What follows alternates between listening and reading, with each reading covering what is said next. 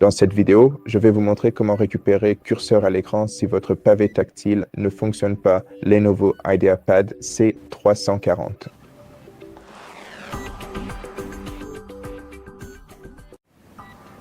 La première chose essentielle à vérifier est si votre pavé tactile s'active correctement lorsque vous appuyez simultanément sur la touche FN et que vous cliquez sur la touche F6. Faites simplement cela et vérifiez attentivement si le curseur fonctionne ou non sur votre écran. Si le pavé tactile fonctionne, je suis désolé. Et si c'est le cas, alors c'est super. C'est tout pour vous. Mais si ce n'est pas le cas, alors vous devrez passer par d'autres étapes importantes et nécessaires.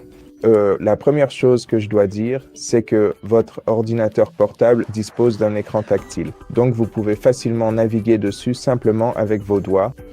Mais si votre pavé tactile ne fonctionne pas et que vous n'avez pas de souris externe, vous pouvez quand même utiliser votre clavier pour naviguer.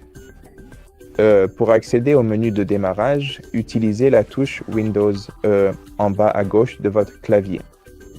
Et pour naviguer, utilisez les touches Tab et les flèches pour vous déplacer dans les paramètres. Maintenant, pour sélectionner, appuyez sur Entrée et là, nous voulons sélectionner Paramètres. Une fois que nous sommes dans Paramètres, appuyez sur Tab et descendez avec les flèches jusqu'à Bluetooth et Appareil.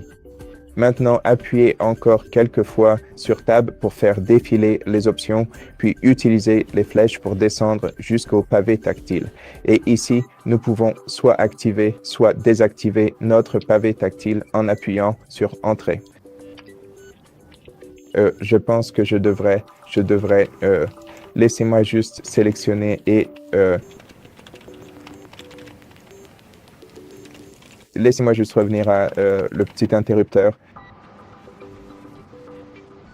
D'accord. D'accord. Utilisez la barre d'espace. Désolé. Oui, il faut utiliser la barre d'espace pour soit activer, soit désactiver le pavé tactile.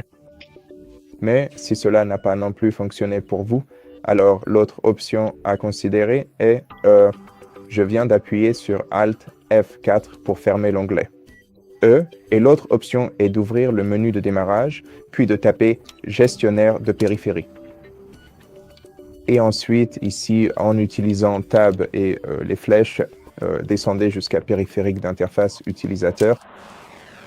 Développez-le en utilisant... Oui, j'ai utilisé la flèche droite pour le développer. Maintenant, descendez jusqu'à ce que vous voyez le pavé tactile. Appuyez sur Entrée pour aller ici. Maintenant, vous... À partir d'ici, vous devrez aller vers le pilote. Maintenant, une fois que vous avez sélectionné le pilote, excusez-moi, je viens de le fermer.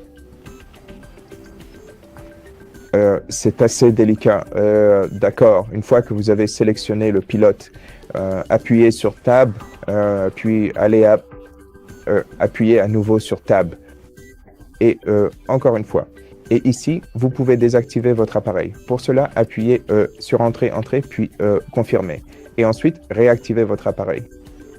Et si cela ne fonctionne toujours pas pour vous, alors ce que vous pouvez faire, c'est vous pouvez désinstaller complètement votre appareil. Donc, il suffit de sélectionner désinstaller l'appareil et il se réinstallera lorsque vous redémarrerez votre ordinateur. Donc, sélectionnez désinstaller, confirmer en utilisant la barre d'espace.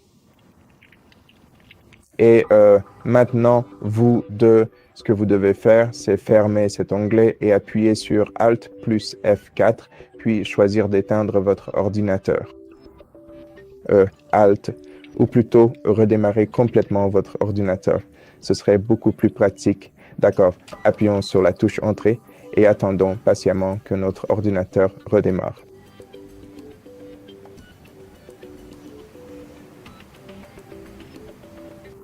Une fois que l'appareil a complètement redémarré, nous allons nous reconnecter à notre compte utilisateur et vérifier attentivement si le curseur de la souris fonctionne correctement comme il se doit.